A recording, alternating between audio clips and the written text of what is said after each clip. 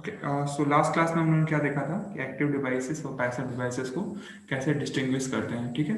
तो हमने देखा था कि जो हमारा फर्स्ट क्वाड्रेंट में अगर कोई कैरेक्टरिस्टिक लाई कर रहा है कोई भी डिवाइस का, तो अगर केवल फर्स्ट क्वाड्रेंट में कर रहा है या फिर केवल थर्ड क्वाड्रेंट में कर रहा है, तो वो डिवाइस कैसी डिवाइस है?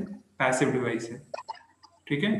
और अगर हमारा किसी डिवाइस की कैरेक्टरिस्टिक्स सेकेंड या फिर फोर्थ क्वाड्रेंट में लाई करती है, तो उस केस में वो हमारा जो डिवाइस था वो हमारा डिवाइस कैसा? एक्टिव डिवाइस है, ठीक है।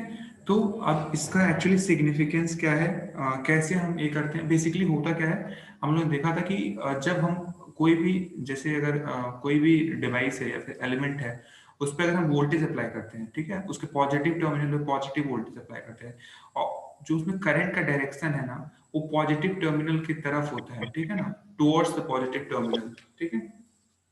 तो उस केस में जो आपका डिवाइस होगा, Anupriya electronic, please mute yourself यार, आवाज बार बार आ रही है आपकी।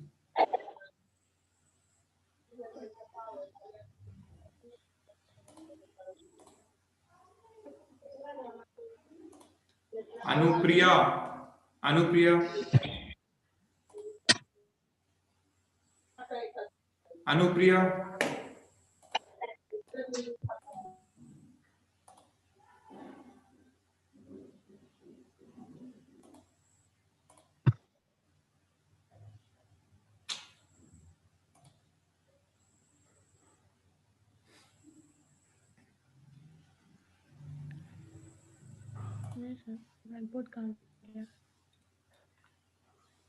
ओके।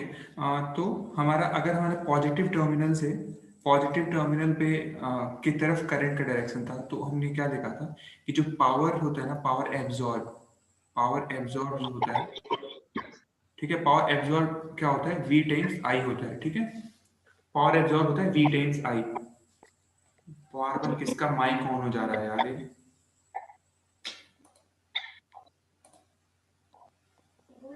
ये अनुप्रिया,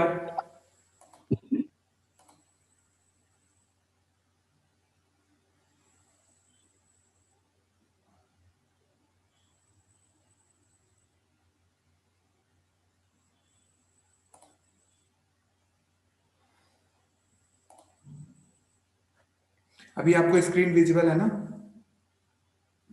यस सर। ओके, सो जो पावर एब्जॉर्ब होगा इस पर्टिकुलर उसमें, वो कितना होगा? वी टाइम्स आई होगा, ठीक है। अब एक चीज देखो, मैं ही बोल रहा हूँ कि power absorb V times I होगा, मतलब वोल्टेज भी पॉजिटिव होगा और करंट भी अगर पॉजिटिव होगा, तो हमारा पावर एब्जॉर्ब पावर क्या होगा? पॉजिटिव होगा। अब इसका एक दूसरा सिग्निफिकेंस ये है, कभी कभी क्या बोलता है कि कोई ऐसी डिवाइस जो निगेटिव रेजिस्टेंस ऑफर करती हो, ध्यान से सुनो मैं क्या कह रहा हूँ, कोई ऐसी डिवाइस जो क्या ऑफर करती हो? Negative resistance, negative resistance. तो निगेटिव रेजिस्टेंस का मतलब क्या होगा? रेजिस्टेंस को हम कैसे डिफाइन करते हैं? आर इक्वल्स टू क्या डिफाइन करते हैं? वी अपॉन आई, ठीक है।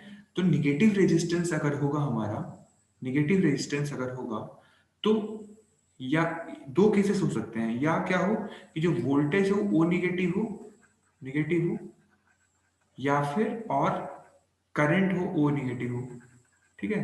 तो in the case of negative resistance क्या पॉसिबिलिटी है? या तो वोल्टेज निगेटिव होगा, ठीक है, या फिर करंट निगेटिव होगा, ठीक है। निगेटिव होने का सेंस क्या होगा? अपोजिट डायरेक्शन में फ्लो हो रहा होगा, ठीक है ना। जैसे फॉर एग्जांपल करंट को मैं निगेटिव बोल रहा हूँ, इट मींस कि जो आपने साइन कन्वेंशन ले रखा है उसके अपोजिट डायरेक्शन में फ्लो हो रहा है, ठीक है। तो कभी कभी क्या आता है ना, बोलता है आपसे कि जो निगेटिव रेजिस्टेंस डिवाइसेस होते हैं वो किस टाइप के होते हैं, तो वो हमेशा एक्टिव डिवाइस होते हैं। क्यों? देखो, निगेटिव रेजिस्टेंस अगर होगा तो क्या होगा? इधर तुम्हारा वोल्टेज निगेटिव होगा, वोल्टेज निगेटिव होगा, तो वो किस उसमें लाई करेगा? किस क्वाड्रेंट में? इस वाले क्वाड्रेंट में, सेकंड वाले क्वाड्रेंट में लाई करेगा, ठीक है ना। यहाँ पे आपका वोल्टेज निगेटिव होगा, ठीक है। और आपका अगर करंट निगेटिव होगा तो किस क्वाड्रेंट में काम करेगा? फोर्थ वाले क्वाड्रेंट में काम करेगा।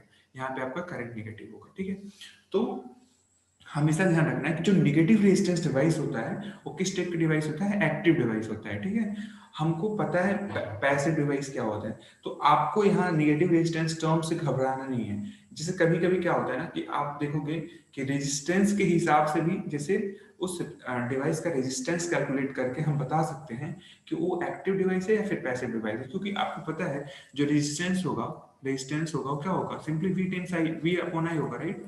तो वी अपॉन आई होगा, अगर तुम्हारा दोनों पॉजिटिव है तब आर क्या होगा, पॉजिटिव होगा। तो जब आर पॉजिटिव होगा मतलब क्या है कि तुम्हारा वो किस में लाई कर रहा है, वो इसमें लाई कर रहा है, फर्स्ट क्वाड्रेंट में, ठीक है। या फिर दूसरा क्या पॉसिबिलिटी होगा कि दोनों निगेटिव होगा, तो वो फिर वो वाला केस किस में लाई कर रहा होगा, थर्ड क्वाड्रेंट में लाई कर रहा होगा, जब हमारा वी नेगेटिव हो रहा होगा, आई भी नेगेटिव हो रहा होगा। लेकिन ओवरऑल आर की वैल्यू क्या आएगी, उस केस में भी पॉजिटिव ही आएगी। तो इसीलिए बोला जाता है कि negative resistance devices are active devices actually, ठीक है। तो अब एक चीज बताओ मेरे को, अगर मैं कोई एक कैरेक्टरिस्टिक्स ड्रॉ करूं यहाँ पे, सपोज करा कि मैं कोई एक कैरेक्टरिस्टिक्स ड्रॉ कर रहा हूँ ऐसे, एक मैं कैरेक्टरिस्टिक्स ड्रॉ कर रहा हूँ, ध्यान से देखना इसको। ये हमारा है आई करंट और ये हमारा है वोल्टेज, और इस पे मैं ड्रॉ कर रहा हूँ आपको एक डिवाइस का कैरेक्टरिस्टिक्स होता है। मे बी आप लोगों को किसी को आइडिया हो ये कौन से डिवाइस का कैरेक्टरिस्टिक होता है, ठीक है। ये है हमारा, ये सपोज करो हमारा वीवी है और ये हमारा वीपी है, ठीक है, और ये जीरो है। अब कोई बताएगा कि ये डिवाइस जो है वो एक्टिव डिवाइस है या फिर पैसिव डिवाइस है। ये जो डिवाइस है हमारा एक्टिव डिवाइस है पैसिव डिवाइस है। पैसिव डिवाइस है।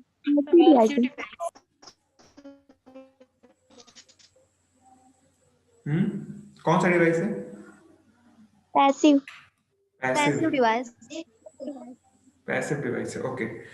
देखो अभी यहीं पे समझने का वो है, कैसे इसको आपको समझना है, ये ध्यान दो इसको। आप अगर सपोज करो कि मैं इसी ग्राफ को ना थोड़ा सा अच्छे से यहाँ पे बड़ा सा बना दो ऐसे, ये हमारा एक्स एक्सिस था, यहाँ पे हमने वोल्टेज ले रखा था, वाई एक्सिस पे करंट ले रखा था, ठीक है। और इसी को हम ऐसे फर्दर एक्सटेंड कर दूं तो हमारा कैसे ग्राफ था, ऐसे जा रहा था, फिर ऐसे आया, फिर ऐसे करके ऐसे गया, ठीक है, ऐसे कुछ हो रहा था हमारा ग्राफ। अब मैं पूछ रहा हूँ कि डिवाइस एक्टिव है या पैसिव है। अब ध्यान से देखो, जो रेजिस्टेंस होगा इस डिवाइस, ये जो अगर मैं इस लाइन की बात करूं, यहां से ये वाली लाइन देखो ध्यान से, ये जो पर्टिकुलर लाइन है, ठीक है, स्ट्रेट लाइन दिख रहा है आपको, स्ट्रेट लाइन दिख रहा है, तो इसका जो स्लोप होगा, इस लाइन का जो स्लोप होगा वो क्या इंडिकेट करेगा, कोई बताएगा। इस लाइन का जो स्लोप क्या इंडिकेट करेगा, रेजिस्टेंट। अरे यार स्लोप कैसे निकालते हो, स्लोप कैसे निकाला जाता है, V अपॉन I करते हैं। वी अपॉन आई, स्लोप हर जगह वी अपॉन आई होगा। इसमें ध्यान से देखो ना कहाँ पे क्या लिखा है, कुछ भी ऐसे अंधे में मार देते हो। देखो यहाँ स्लोप निकालने के लिए आप क्या करोगे, स्लोप आपको पता होता है टेन थीटा, आप टेन थीटा भी निकाल दोगे तो इसका स्लोप निकल जाएगा। सपोज करो कोई एंगल ही बना रहा है ऐसे, तो थीटा, अगर टेन थीटा निकालोगे तो क्या होगा, यहाँ पहले क्या होगा, ये जो आपका ये जो हाइट है आपका, ठीक है ना, हाइट और ये जो ट्राइंगल का बेस है, ठीक है ना, तो ये तो हो जाएगा ना तुम्हारा। मेरी बात समझ रहे हो क्या होगा, मतलब क्या होगा, करंट अपॉन वोल्टेज होगा। तो करंट अपॉन वोल्टेज का मतलब क्या होगा, अगर मैं स्लोप निकालूंगा तो करंट अपॉन वोल्टेज होगा, क्या होगा, करंट अपॉन वोल्टेज। तो अगर सपोज करो कि यहाँ पे इसको मैं इस पूरे रीजन को मैं ऐसे सपोज कर लिख दूं डेल्टा वी, ठीक है, ऐसे डेल्टा वी लिख दूं, और ये जो पूरा रीजन है आपका ये है डेल्टा आई, ठीक है। तो स्लोप कितना हो जाएगा इसका, इस पर्टिकुलर लाइन का जो स्लोप होगा, इस पर्टिकुलर लाइन का स्लोप कितना हो जाएगा, इसका स्लोप हो जाएगा आपका, स्लोप इक्वल से कितना आएगा, delta I upon delta we होगा ना, समझ रहे हो मेरी बात।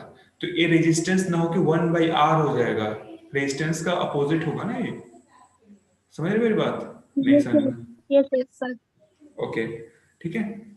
अब ऐसे ही मैं आपसे इस वाले रीजन का स्लोप पूछूं, ठीक है, इसका अगर मैं स्लोप पूछूं, यहाँ का स्लोप, ठीक है, तो ए भी स्लोप क्या इंडिकेट कर रहा होगा, ए जो स्लोप इंडिकेट कर रहा होगा वो भी 1/r ही इंडिकेट कर रहा होगा।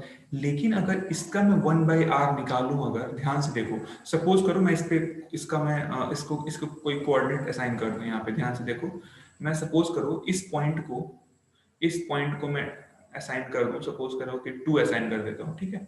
ये जो पॉइंट है वाई एक्सिस पे, और ये जो वाई एक्सिस का जो सबसे ऊपर वाला पॉइंट है, जो पीक पॉइंट है यहाँ पे जहाँ पे पीक हो रहा है, इसको मैं असाइन कर देता हूँ सपोज करो 10, ठीक है। और एक्स एक्सिस पे ए वाला जो पॉइंट है इसको मैं असाइन कर दे रहा हूँ 4, और इसको असाइन कर दे रहा हूँ सपोज करो कि 8, ठीक है। अब मेरे को इस लाइन का स्लोप निकालना है, ध्यान से देखो मैं क्या कह रहा हूँ, ये जो लाइन है इसका स्लोप निकालना है। तो स्लोप कैसे निकलेगा, ठीक है, स्लोप जो m निकालते थे वो कैसे निकलेगा, ठीक है। हम क्या करेंगे, सिंपली पहले y एक्सिस पे चेंजेस निकालेंगे, ठीक है। तो y एक्सिस पे पहले क्या था 2, उसके बाद क्या हुआ -10, ठीक है। और उसके बाद x एक्सिस पे चेंज निकालेंगे तो पहले क्या था 4, और उसके बाद क्या था x एक्सिस पे चेंज कितना हुआ है, हेलो 8 वेट 1 सेकेंड रुक जाओ।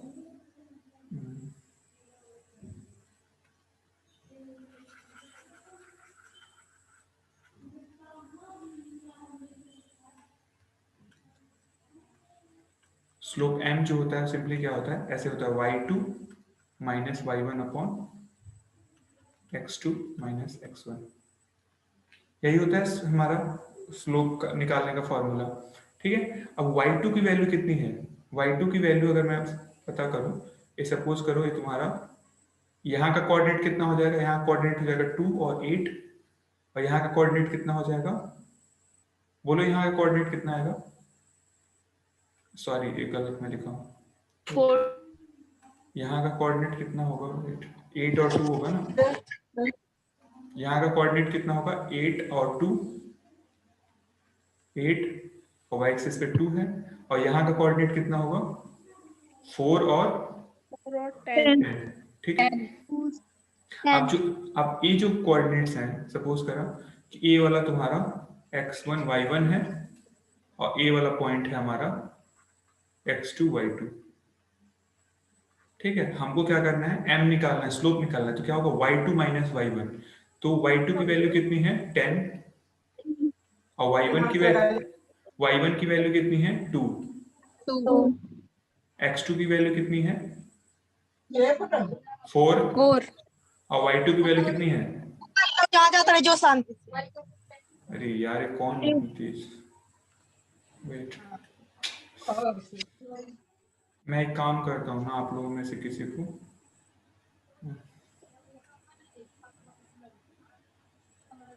एक कौशल, कौन है कौशल, प्लीज आप अपनी माइक को म्यूट करो, कौशल।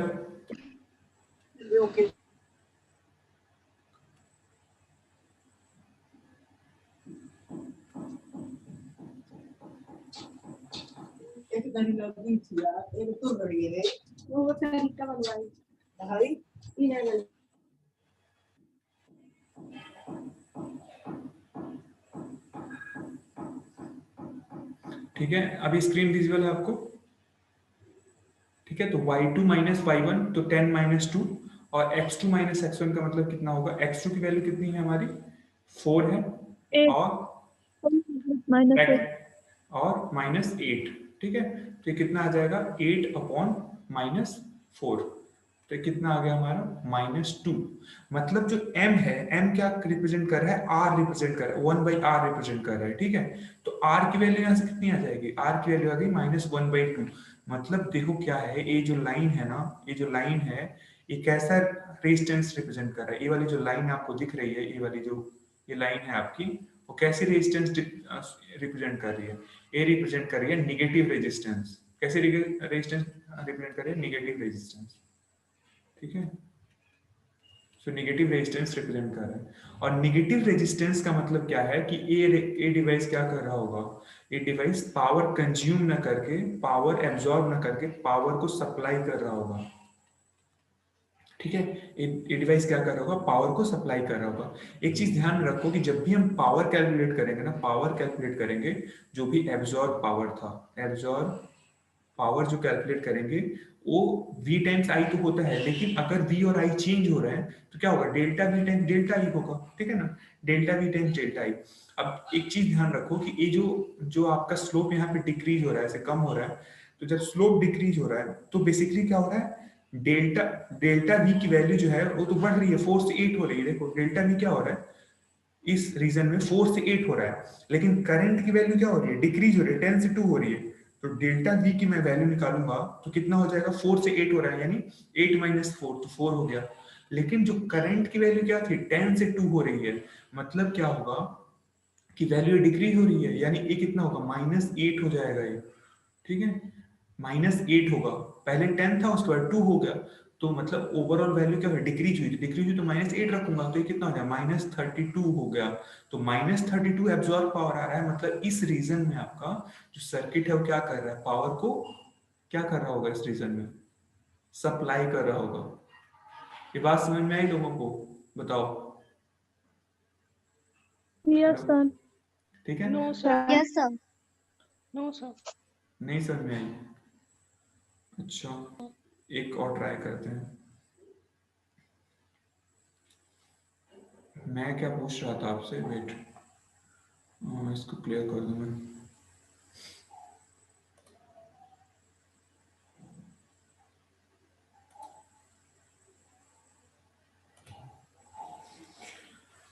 मैं क्या कह रहा था आपसे, बस एक कॉन्सेप्ट है समझ लो। मैं ये कह रहा था कि अगर कोई डिवाइस की कैरेक्टरिस्टिक्स ये आई रिप्रेजेंट कर रहा है, ये वी रिप्रेजेंट कर रहा है, ये एक्सेस, ठीक है, कोई डिवाइस की कैरेक्टरिस्टिक्स पहले ऐसे जा रही है, फिर ऐसे होके, फिर ऐसे हो जा रही है, ऐसे करके, ठीक है। हम इसको बताना, इसको पता करना है कि device, whether this device is active device और अ पैसिव डिवाइस, ठीक। तो हम लोग का एक्टिव पैसिव का डेफिनेशन आपको याद होगा कि हम लोग पावर कितना एब्जॉर्ब कर रहा है डिवाइस, तो हम लोग फाइंड आउट करते हैं, ठीक है ना, पी एब्जॉर्ब, ठीक है ना, पी एब्जॉर्ब फाइंड आउट करते हैं। तो पी एब्जॉर्ब क्या होता है, वी टाइम्स आई होता है। लेकिन वी टाइम्स आई तब होगा ना जब वोल्टेज और करंट हमेशा कांस्टेंट रहे, ठीक है।